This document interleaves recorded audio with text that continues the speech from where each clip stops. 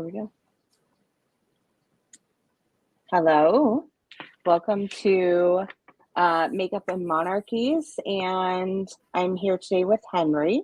If you are new here, welcome. Glad you're here. This is my first live stream. So Henry and I we follow each other on the socials and thought we would do a live and make it a weekly live for some time and talk about some things. So my name is Tiffany. I am a makeup artist, cosmetologist, and lover of all things UK history. And with me today is Henry. Hey, how's everybody doing? I'm a history buff, particularly ancient and medieval. And I've been very interested in medieval history the past year or so, and got my YouTube channel up, and we're going to rip into the topic, which is how the Game of Thrones was inspired by the Wars of the Roses. I'll throw it back to Tiffany, and she's got some good stuff to go through. Go ahead. So this is my favorite show of all time. I love it. I was already into history when I started watching it, and then I started watching it mainly. My dad was like, "You've got to see this." So I watched it, and the parallels that grabbed me right off the bat were incredible. So to intro this, I first want to talk about Westeros itself. Westeros, if you look at it on a map, is basically the British Isle of England, Wales, and Scotland flipped upside down. And like England it's separated by different kingdoms. So England used to be separated into 7 different kingdoms, and it was Alfred the Great that really wanted to make it into one massive country. So back then, Britain was divided between Northumbria, Mercia, Wessex, Sussex, Kent, Essex, and East Anglia. If you've watched the show The Last Kingdom, this may sound very familiar to you. They really talked about, and this was during Alfred the Great, that's when it really sets off. So they talk about that, and they refer to all the different towns and cities and what they used to be called, which I find fascinating. But so Westeros is a full-sized continent, and it is roughly the same size as South America. But like I said, it's flipped upside down. So on the bottom, we will start with Dorne. Dorne, if you've watched the show, that's where the Martells are from. It is based on Spain with a little Islamic Moorish culture. Think Morocco, Spain area. Dorne could also be referred to or thought of as Cornwall or in the Devon area because of the location. I do lean more towards Spain because of the accent. So there's that. And then when we get into going up more into Westeros, we have the Stormlands, which is a coastal area with high winds. This is where Robert Baratheon was from. So that is southeast England, but it could also possibly be like a medieval Germany. So you may find as we go through a lot of the things like the religion or the characters or the areas are going to be a mesh of a few different things. It's not just going to be this is this. A lot of the characters are multiple medieval, like historical people combined into one character. So we do have the Westerlands, which is ruled by House Lannister. And I don't mean to interrupt you, but you might want to go ahead and click so folks can see us. I think they're just seeing the welcome screen right now. So you might want to flip that around. Yeah, they're just seeing the welcome screen. We're live, but yeah, we're The welcome screen, yeah, it's still showing.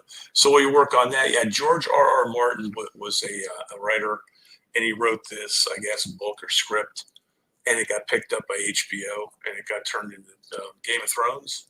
And of course, I think there's 7 seasons, and I've watched all of them. And 8. Yep. 8 seasons, excuse me. And when you go ahead and sort of compare it, you can see where he's given interviews where he has said he was inspired by English medieval history and the Wars of the Roses and that type of thing. So, yeah. All right, I am still trying to figure this out, so bear with me. I think we didn't do this.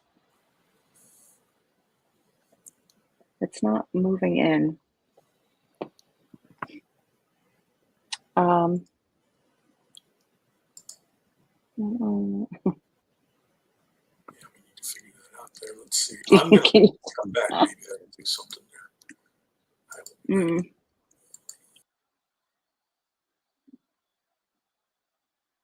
So it's just me. Sorry. If you are, I'll wave when it's time for you to come. Like, you can fast forward. Okay,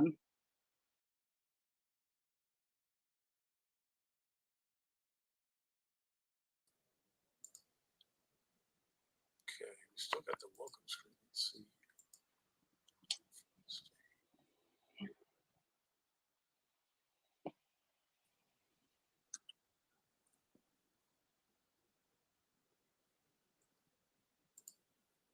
I don't want to like remove myself because it's the only option it's giving me. There we go. Did you get it? Got it. Yeah. Now let's get you. Go. All right, folks. Yes, perfect. I was pressing these too. There we go. So much better. Okay. Okay. All right. So continue. Go ahead. Okay. So it was talking about the Westerlands that is ruled by the Lannisters. Casterly Rock is there, where they rule from, their house. This is northwest, so not located in Westeros, but this is based on northwest, particularly Lancashire area. And we did storm, we did that, and then so I'm gonna save my favorite for last. Then we had the Reach. This is the second largest region in Westeros. It's most fertile and populous. This is based off the middle south of England. Could be France too, but because of the changing sides constantly. And then we have the Vale. This is beautiful land, dramatic hills, and it is east of the Riverlands. So this is often thought as or compared to Wales, and actually the location on it makes sense to me, because it's kind of where Wales would be in England or in the UK. Then we have the Riverlands, and that is in the middle of all the other kingdoms. It is north central, and I would think Lakes region of England. Also could be thought of as Netherlands and Belgium, and possibly again Germany, because some parts of Germany are a lot of lakes. And then obviously that guy had a pretty vivid imagination. Like you say, he just turned, what was it, Australia upside down? Is that how he basically did it? No, it's England. So the UK, gotcha. like the main one is just upside down and elongated and bigger. So basically, it would be the size of South America. So then we have the Iron Islands. That's ruled by the Greyjoys from the Castle Pike. So this is based on a mix of different things. So that would be the Isle of Man, the Hebrides, and the Orkneys, but could also have Vikings thrown into it. Mhm. I do lean more towards the UK islands due to its location because it is sitting where basically where the Hebrides are up in Scotland. Then we have the Crown lands, with this would be King's Landing.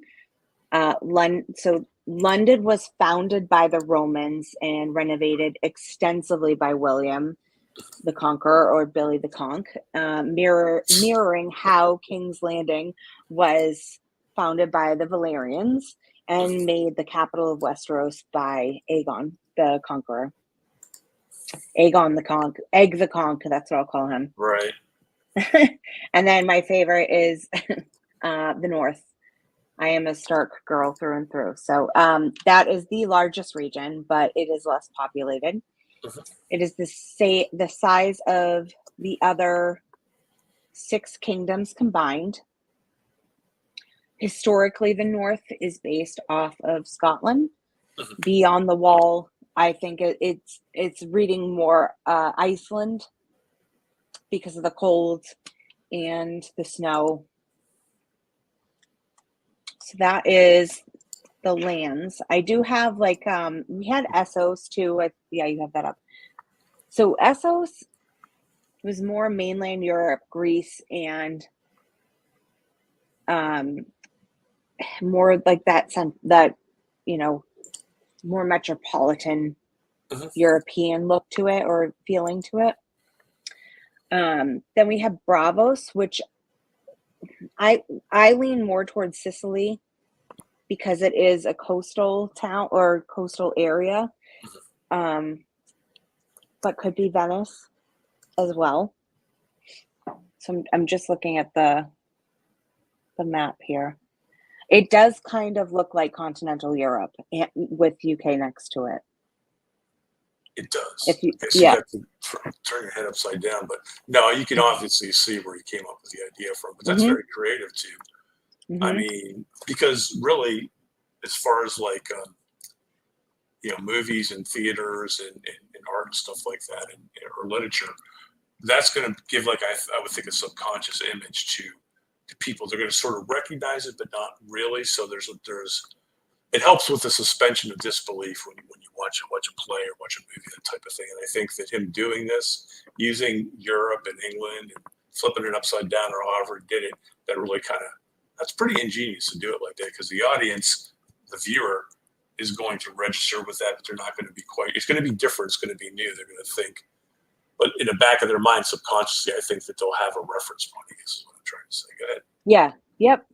And the accent obviously is going to gear us to be in England. I will say on the accent thing, I did love that there were so many. Hello, Radio Demon. Thank you for joining us. I hope you enjoy. We hope you enjoy it. I did like how they did the different accents. There's so many different dialects in the UK. So to have all these people there and, in Westeros and having different accents, like the North sounded very Newcastle, Geordie sound to it. So they did mimic that wonderfully, I thought. I wonder if that was probably not George R. R. Martin. He's an American, but I'm going to bet you that the producers were they English? I don't know if they were not. But any some kind of consultant's probably going to figure out that they're going to want to strive for that type of thing to link up with the dramatic regions and stuff with the actual accents. That's pretty ingenious.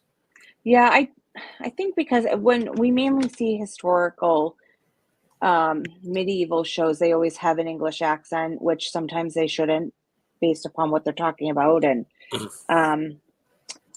so I don't know. I think that's where they always go to with it.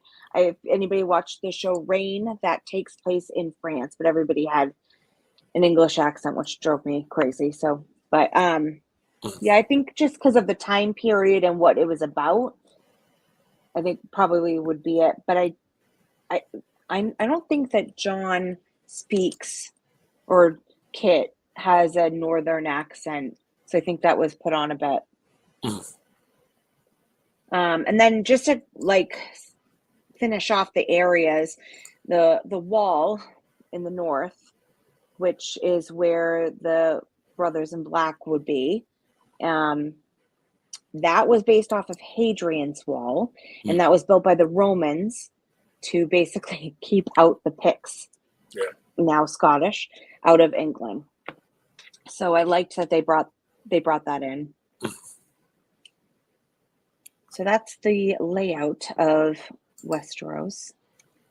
And interesting sort of trivia fact: most of the actors were Irish or were trained or come from Ireland, and I think they emigrated over to England and that type of thing. But I didn't hear too many Irish accents in any of the actors in any of the episodes. So I thought that was kind of interesting.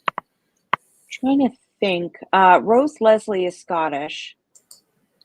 She has a Scottish accent. And then the guy who plays Davos, his was, I think his is his.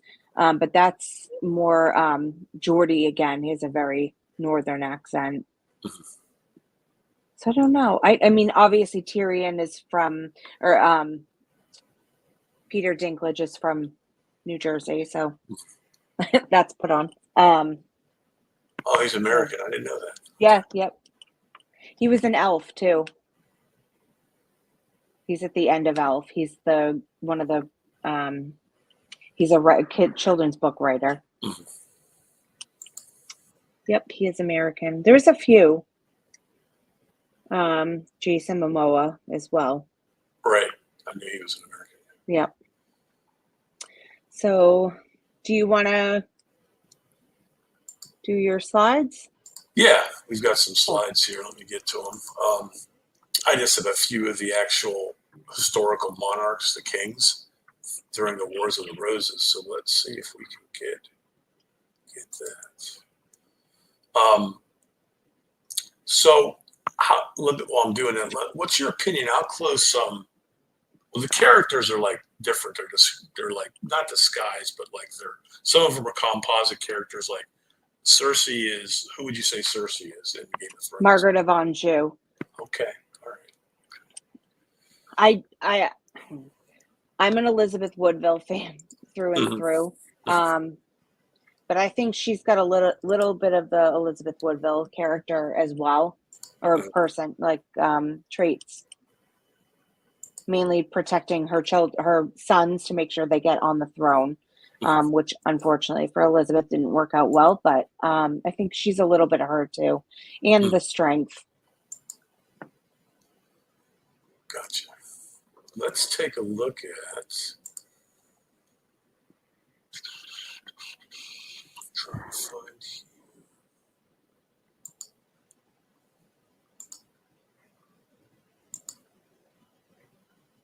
But I also Yeah, go ahead while I get this up. Yeah, I'm just thinking too. I mean, she definitely is based off of Margaret of Anjou, but I don't think I did a video about her, an episode on my channel not long ago, and I don't think Margaret was as bad as she's been portrayed to be.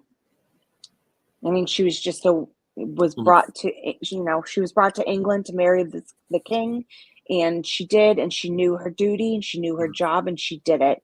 So I kind of lean towards her not being the she-wolf as she's been made out to be.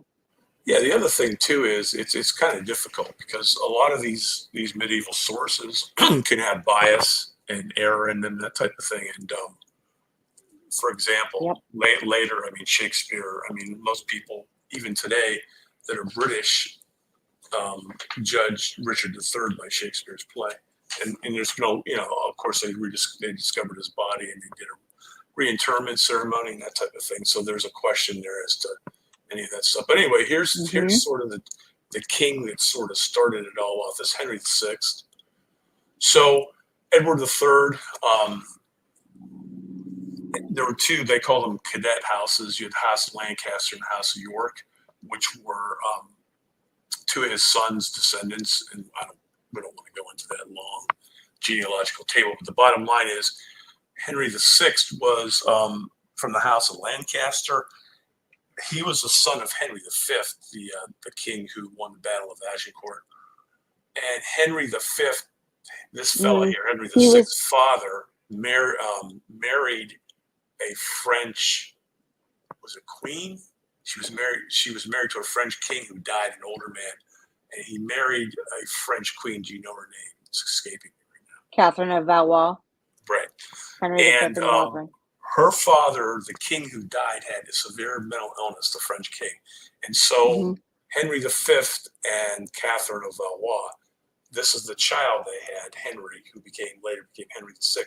But it's believed that his mental illness was inherited through his maternal grandfather.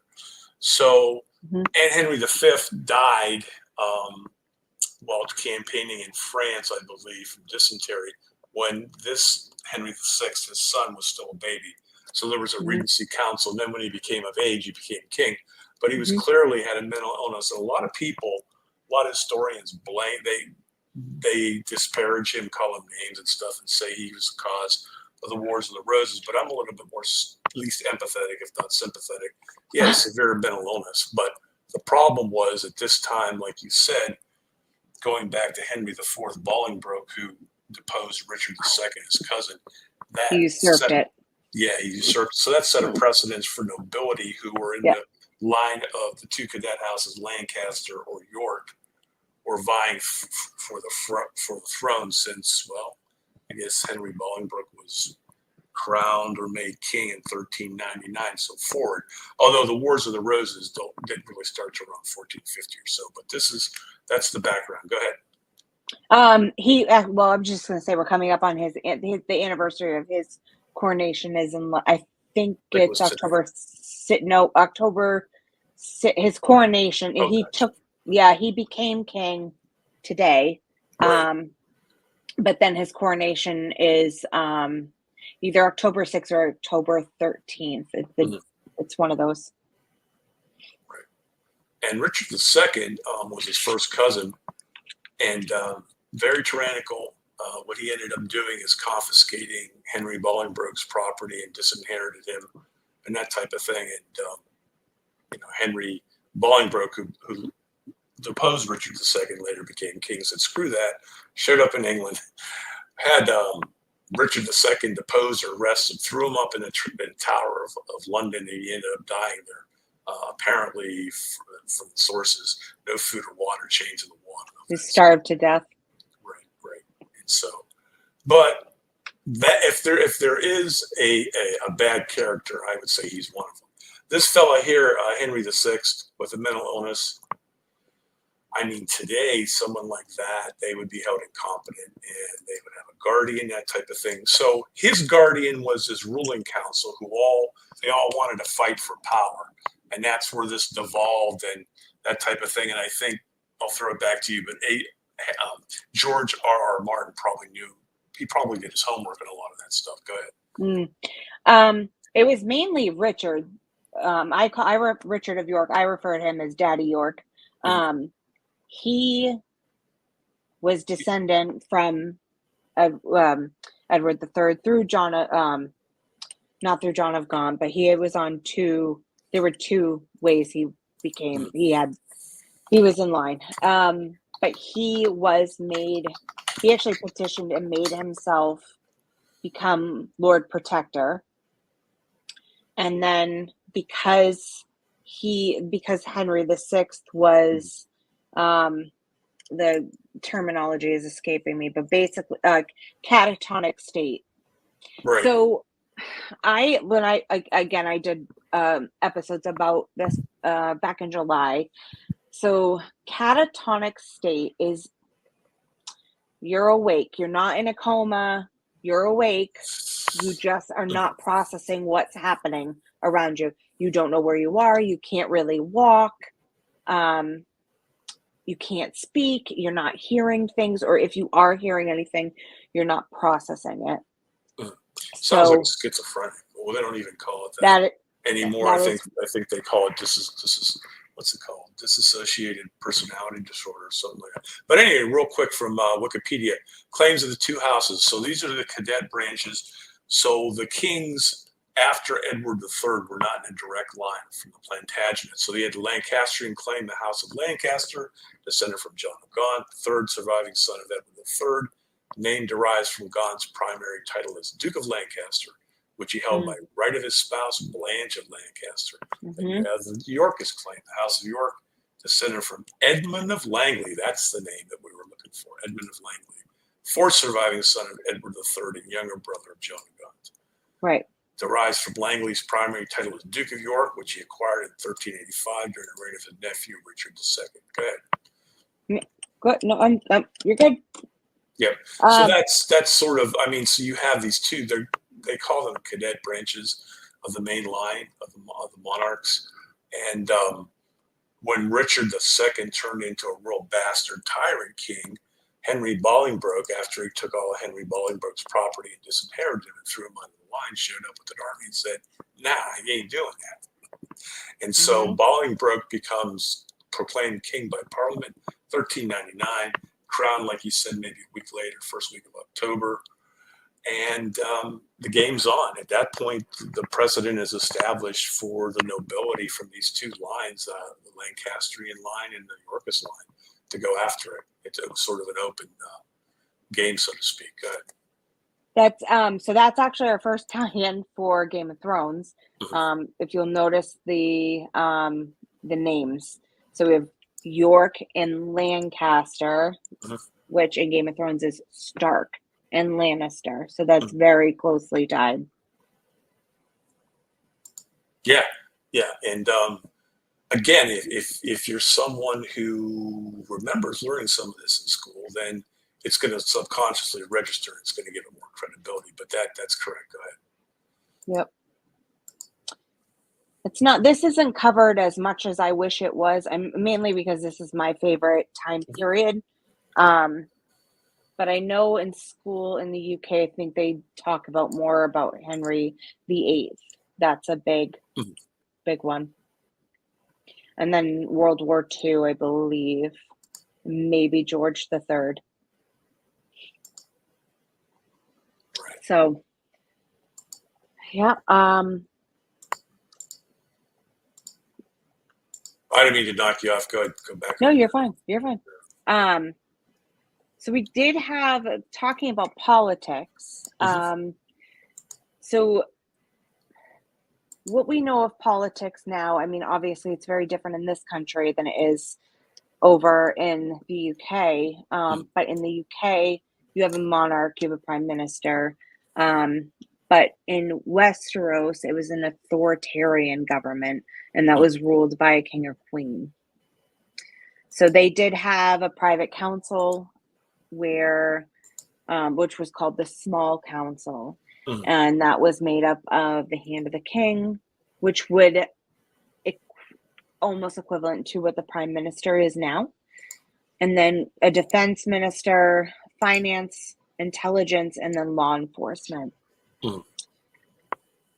And this was based out of King's Landing, which, like we said earlier, is London. Right. It is kind of flipped upside down, isn't it? Mm-hmm. And it's like reversed too, because this part here, like Cornwall, should be going over that way to the other way. Dorne. Yeah, if you Dorne and corn, get it, Cornwall. if you actually flipped that whole thing around and like made it smaller, actually even looking at it a little bit right now, it does look like the bottom of Dorne would be the top of the Highlands now, and that would be where the M500 is. I believe it's the M500, so it's a 500-mile drive along the Highlands, but it does, the north on that map does look a little bit like the Highlands as well. Mainly where the Vale is free folk, and it's a free folk.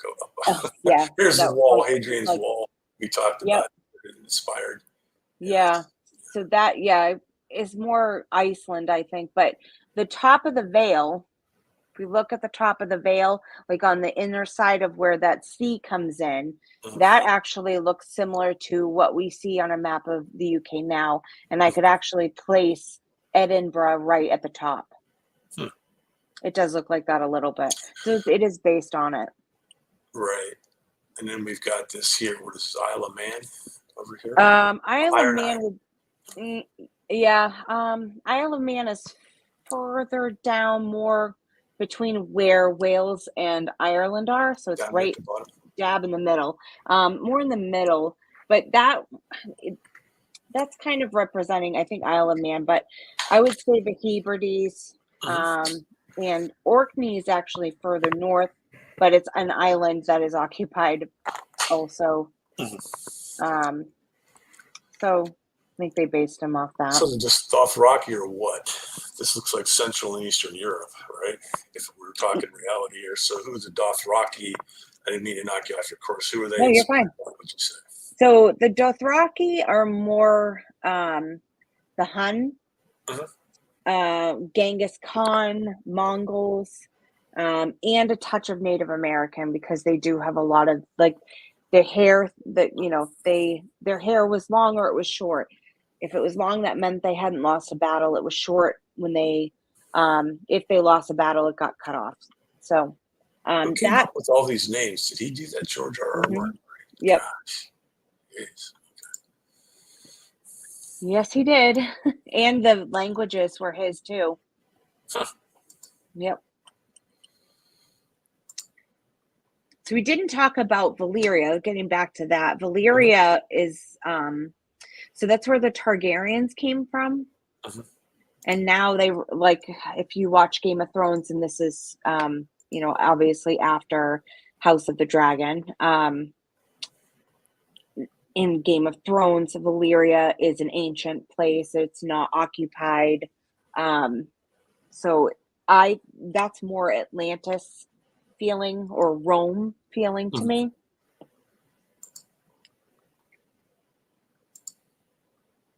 That's on the head on that. But yeah. Who else did you have for slides? Let's see. I've got all the kings from really Henry VI forward. So so let me ask you before we go through some of that. So season 1 of Game of Thrones, it talks about the Starks in Winterfell, and there he's like Stark, Eddard Stark, right? He's like the Warden of the North, and then you've got the king. What was the king's name? Robert Baratheon. Okay. So at the beginning of Game of Thrones, who do you think Baratheon's character is inspired by, and who do you think Stark's character is inspired by? I see a little bit of Henry VIII, but I'm gonna agree. Well, not even agree. I mean, it's his story. It's his, this is George's baby, and he says it's actually based on later life Edward IV, because post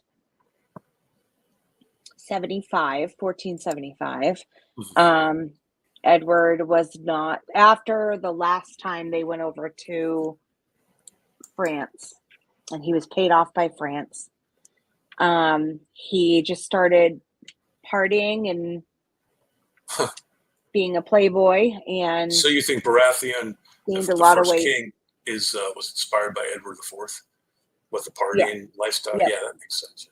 Yep. Because Edward IV was a tall, athletic when he was 18. And when he took the crown, and after he was king for a while, they said he got fat and lazy and partied a lot. So that sounds like Baratheon does it. It does, but it also sounds like Robb Stark. So, because Rob ended up marrying, I think her name was Talisa, when he was supposed to marry a Frey daughter. So that is a callback to Edward or I refer to him as something else, but I'll just say Warwick. Warwick had finagled this wedding either between the French princess or I think it was his sister-in-law or something. One of them. But Edward went behind his back and married Elizabeth Woodville. Right. So that's how, to me, Robb is more Edward as a young man, because he was supposed to do one thing and then he turned and did another. Do you think he's some? There's some Henry VIII in there too. He kind of looks like he's kind of big and chunky and fat and got a beard like Henry VIII. I think a little bit. I think the pompous, yeah, maybe a little bit. Mhm. We didn't really get a Henry VIII character on there, so if I was to equate any of them to him, it would have been Robert Baratheon. Kind of looks like him, pudgy, fat, that type of thing. I know, but that was like, again, maybe it's genetic because Mhm. Edward the Fourth got that way. Maybe that's why Henry got that way as well. Right. That was later in life for Henry, and I do think that has to do with his he had a blood. It's escaping me, but anyways, he had a rare type of blood. Mhm. And if you have that, men who have it and they're like, then it would have been midlife, but now it would be about 30s. Mhm. It could turn into McLeod syndrome, which is thought that's what happened to Henry. He gained a What lot does of that weight. He what does became that do? very I mean, what is so McLeod syndrome, the weight gain, irritable, basically a very different person than they were before, very angry about everything, Mhm. flying off the handle with no reason to, which is how Henry became. So it's thought that that's what Henry had. Oh, okay. What about all the this is sort of off the track here, but like all the stillborn children, and he had all the he was married to the last wife, was too old really to have children, but like all these women that he was married to and he got divorced from or executed or whatever, they all had a lot of miscarriages. Is that part of that disease also? Yep, it's the Henry the Eighth blood.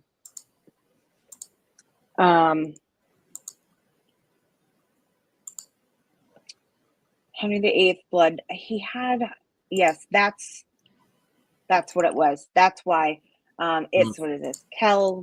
He was Kel positive.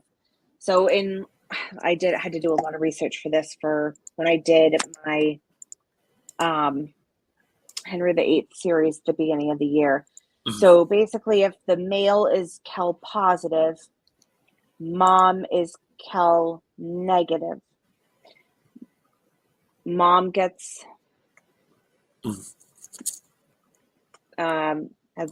is pregnant with a baby, Mhm. and her Kel negative blood attacks the Kel positive. Mhm. So it's like trying to get it out because it's not matching up. It's not happening like it's supposed to. So Mhm. that's the miscarriage. I see. And do you know? I don't know the answer to this either. Does that have to do with? I don't know necessarily inbreeding, but didn't they like marry their He like cousins and first cousins a he lot? he did not. Well, Catherine of Aragon Mhm. kind of yes, technically yes, but not direct. So it wasn't like I'm trying to think of some that are it wasn't like George Duke of Clarence Mhm. marrying Isabel Neville. It wasn't like Richard III marrying Anne Neville. They Mhm. were closer cousins. Um, I, I it's more rare now. Yeah. I don't think it's due to inbreeding in his case because it wasn't the case for him. So his parents, Elizabeth of York and Henry VII, I'm sure that through the family trees you could match them Mhm. somewhere. I think it's Edward III because really everybody on this planet is related to him.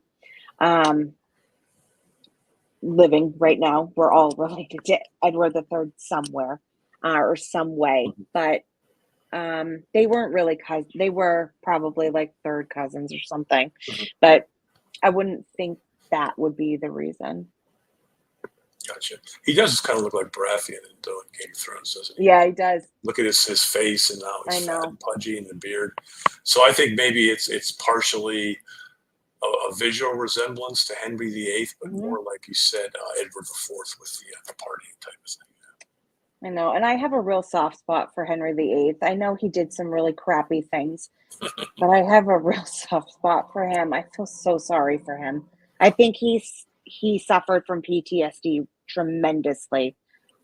He was attached to his mother. He was raised with her, which wasn't typical, but she raised her children the way that her mother raised them. So his handwriting matched hers, Right. and that indicates that she taught him how to write. And he lived in her household, so he was never sent away. Right. He was a spare. He wasn't. I mean, Arthur was groomed to be the next king, and over in Ludlow, Hmm. was it Ludlow Castle? Or was Hmm. it?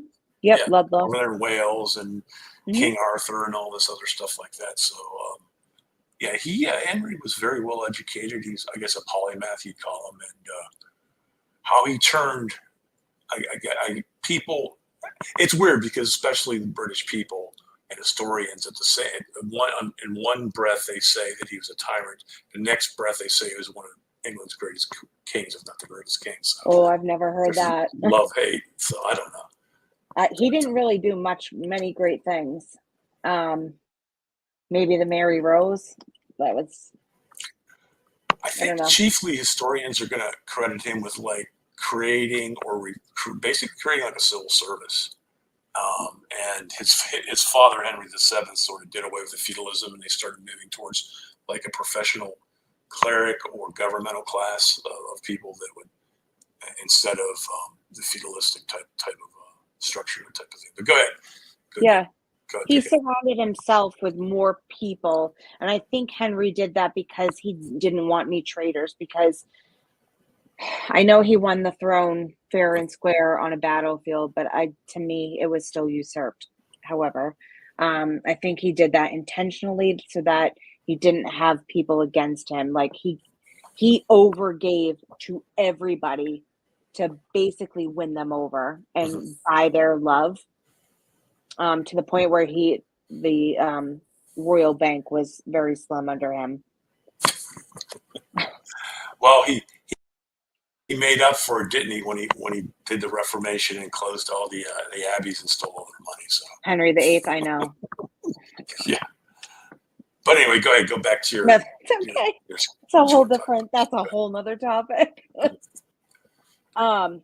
Yeah. So I just, I don't know. I was saying I have a soft spot for him. I feel sorry for him.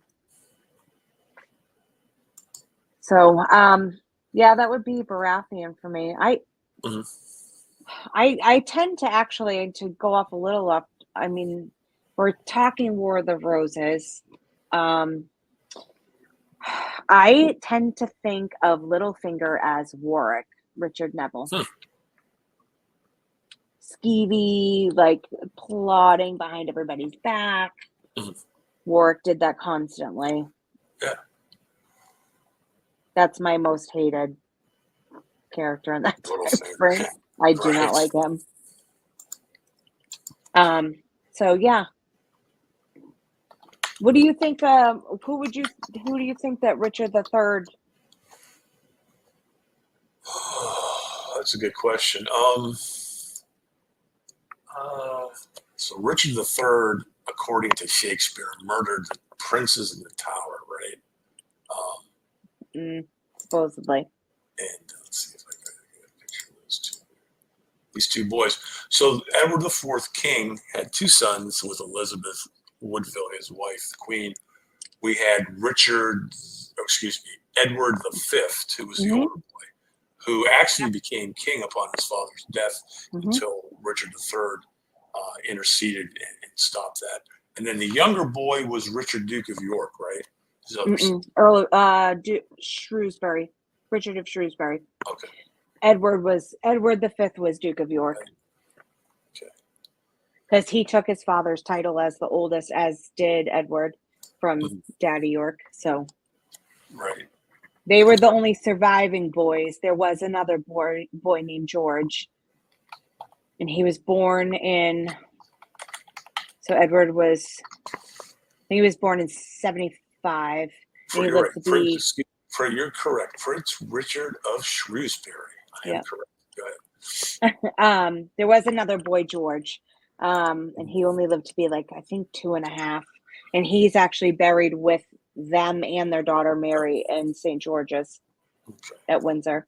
You know, it occurred to me in just sort of taking in medieval history and learning about it and everything like that.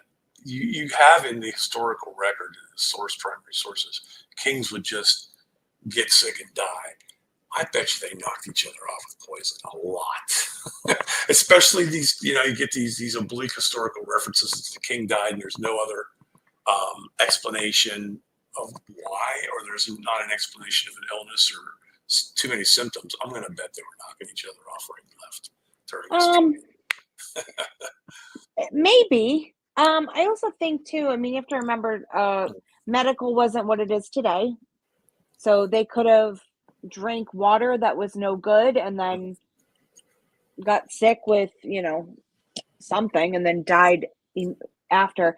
A great account or a great person to follow is Susie Edge, Dr. Susie Edge.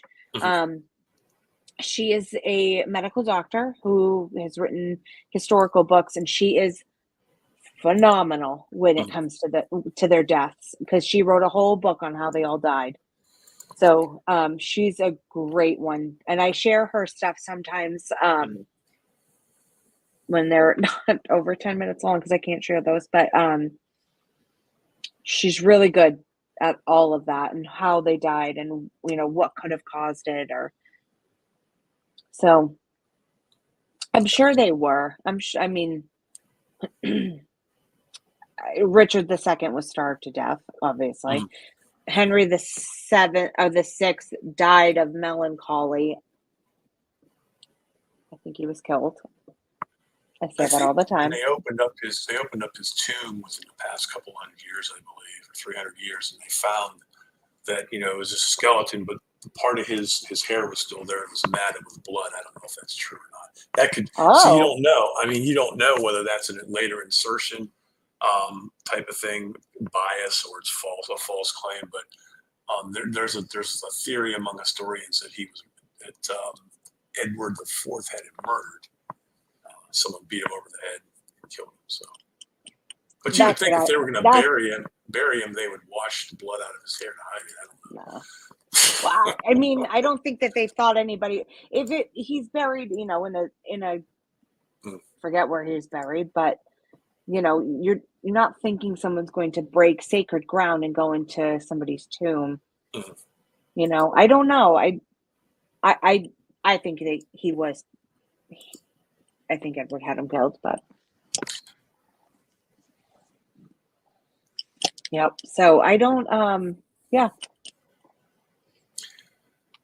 So we got through Henry VI with his mental illness, and the Richard Duke of York was head of the Lord Protector, or head of the Lord Protector twice, I believe, because then the first time he went mad.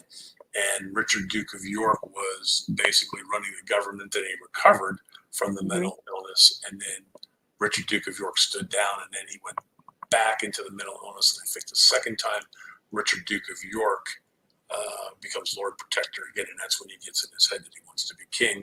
But it didn't work out for him. Yeah, they actually had him held captive for a while. So he was basically under, I think it was 6 years that Daddy York had him in under house arrest, and Henry was able to be with Margaret of Anjou, but he couldn't go anywhere. So that's when Richard had him. And that off time that he was not Lord Protector, he was Lieutenant of Ireland, and he was over in Ireland for quite a few years. So back to Game of Thrones. So we've got Baratheon's character, inspired probably by Edward IV and maybe a little bit of Henry VIII, with the resemblance, and then we've got Stark. And who do we say Stark was inspired by? Eddard Stark. I think a little bit of Richard, Daddy York. I do think that a little bit. I think Hastings. Duke of Hastings, or was he Lord Hastings? I think Lord. So he was he was Edward IV's right-hand man Mhm. and stood by his side. They were friends for years, and he helped him rule and would put out, carry his things out for him. Mhm. So I think that, and then Well, that his, makes sense because really, in the mm, first episode of Game of Thrones, Eddard Stark was very close to Baratheon the king, very reluctant, and he took over like ruling when he was sick, when he was dying, and then the will, they wanted to do a fraud on the will, mm-hmm, and he wrote it, made the king sign of my body, that type of thing, because he knew that what's his name, the young boy, Joffrey. right, who's probably now you get the Princess in the Tower, probably inspired that character. Wasn't well, really was the son of Cersei and Jaime Lannister, Yeah, brother and sister, which is kind of yeah. Joffrey was actually more inspired off Richard II. Boy King, right. tyrannical, like didn't know what he was doing, which then Bolingbroke takes over. But I think more that I haven't. You are correct. William Hastings, first Baron Hastings from Wikipedia, English Yep. nobleman, loyal follower of the House of York during the Wars of the Roses, became a close friend and one of the most important courtiers of King Edward IV, whom he served as Lord Chamberlain. Yes. At the time of Edward's death, he was one of the most powerful and richest men in England. Eddard Stark and Edward Chamberlain, right? So there's where you get the Eddard and Edward from. So yeah, go ahead. Yeah, and also Ned's storyline follows Hastings very closely because once Joffrey takes over, like when Richard III takes over, they don't see eye to eye. Richard has Hastings killed. Like Joffrey has Ned killed.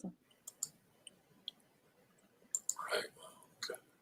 And here's the coat of arms of Sir William Hastings. Let's see if we can share this for people. He's a fascinating guy. Yep. Thank you, Wikipedia. I know. Yeah, I liked him. I mean, I'm a Ned fan too, but William was a good guy, and he really stuck by Edward for a long, long, long time. So yeah.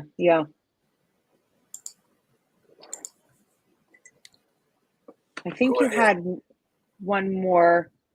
Did you have one more king? Did we cover them? Yeah, Richard III. Before we talk, I don't think we. Let's see here. There he is. Yep. Richard III, of course, is brother of Edward IV. When his brother dies, his 12-year-old son becomes Edward V, but of course, Richard III intervenes and puts off the coronation and arrests the Woodville Elizabeth's brother, right? And his Anthony, retinue. yep. Yeah, and has them executed. And her son. Right, go ahead. And her son, Richard Grey, from her first marriage. Richard arrests both of them. There's a question, of course, he had a cleric deliver a sermon that Edward IV's two sons were illegitimate because it was a pre-contract of marriage between Edward IV and another woman before Elizabeth Woodville, so therefore they were illegitimate, and Parliament made him king, but who knows whether that's cooked up or whether. And then you've got Matt Lewis, the English historian, who feels that the two boys did survive, and Richard III did not kill them, but sort of hid them away, either in Scotland or continental Europe and that type of thing. I mean, the problem is we don't have a lot of evidence for that. So the other side of the coin is people go by their belief or historical belief in Richard III based off of the Shakespearean play, which is Right. Tudor propaganda. But go ahead. I was just going to say that it's Shakespeare doing bidding, stories for the Elizabethan era, the first Elizabethan era. I say the first because I think we just went through the second, but I think for him to kill his own nephews, especially after being so loyal to his brother for so many years. Yeah, I don't think he would have done that. No way. Nope. And I'm not a Ricardian by any stretch of the imagination. I'm not. I mean, but it's just not in his character. I don't think it is. The other thing that Matt Lewis brings out is, don't you think Henry Tudor, when he was king, never accused Richard of murdering the two? And don't you think that if there were evidence, he would have brought that out while he was king after Richard III died in battle? And that never happened. So who knows? Yeah, that didn't start till I think the early 1500s. So who's this fella in Game of Thrones? Is there a character, do you think, inspired by Richard III? I'm trying to think.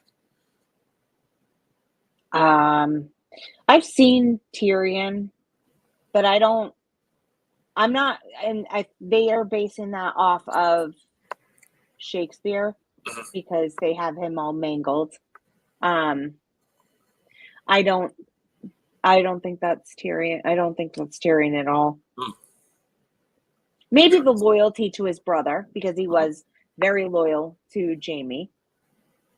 I don't know. Maybe, like I said in the beginning, there's a lot of mixing and mashing of people, so that could be it. But nobody that stands out to me. Well, maybe a little bit with Tyrion, because didn't he kill his father when he was taking a crap? Right. Yeah. But that was over a woman. But that sort of murdering a family member, that goes back to Richard III. But I don't see, unless we're not seeing something obvious, I don't see a character in Game of Thrones. Maybe later on, I'll have to go back and think about it. But I don't see immediately, at least in the first season, anybody resembling Richard III killing two young boys or killing family members because he wants to become king. So I don't know, Sarah. Who's Cersei? You say Cersei's based off of who? Margaret of Anjou. And I think Sansa, who's my favorite character in this whole series, that is Elizabeth of York. Yeah. Pawned off to marry somebody just to, what's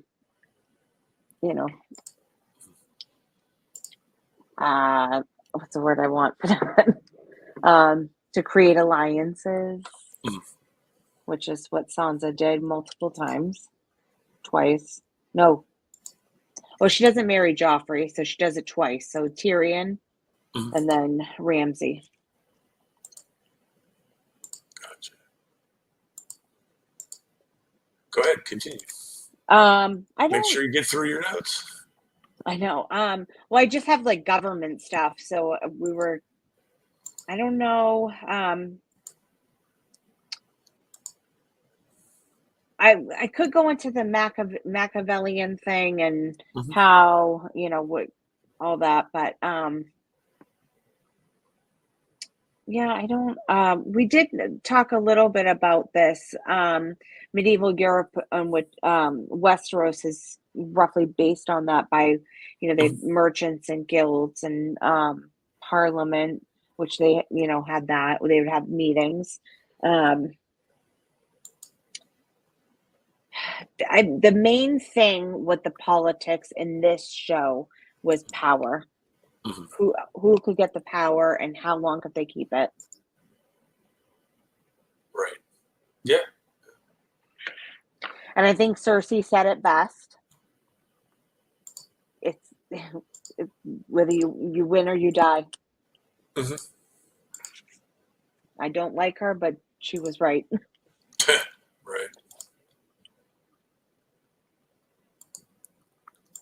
So I think we are actually Yep. We are just over an hour now. So do we want to talk about what we are going to do in our next one? Yeah, we decided we're just going to try to stick roughly or loosely with the show, the series and stuff, and sort of weave into it the historical um, personages, the nobles and the kings, that type of thing. And go ahead. No, go ahead. I'm just nodding, agreeing with you. Yeah, and we're just sort of every Monday we'll go live, and next time we'll make sure that we put up notices so everybody who subscribes to our YouTube channels can plan on that a day ahead of time. So, but yeah, Yep. I think this will be a good way to get our feet wet and talk about not only medieval history, medieval English history, but history of the monarchy, and sort of have some fun with the Game of Thrones. Yeah, very popular. Yeah. Yeah. I would like to get into House of a Dragon. I mean, I did a video about that back in June when that came out, but and what that whole thing is based off of, and I think that was referred to as the anarchy. But it's kind of like a prequel, then, huh? It is. Yep. Yeah. Yep. So yeah, that if you have not subscribed yet to either of our channels, please do so. If you like this, please leave a comment. That really helps with the algorithm. And if you are on the socials, you can find me at Makeup and Monarchies on just about everything.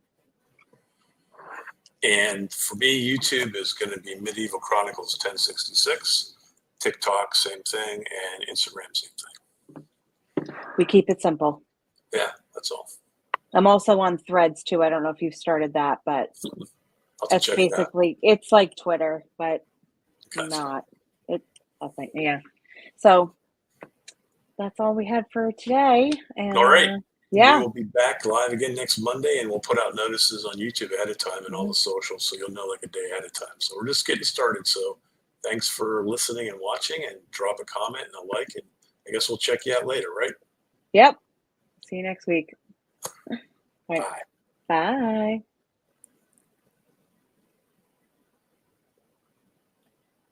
Okay.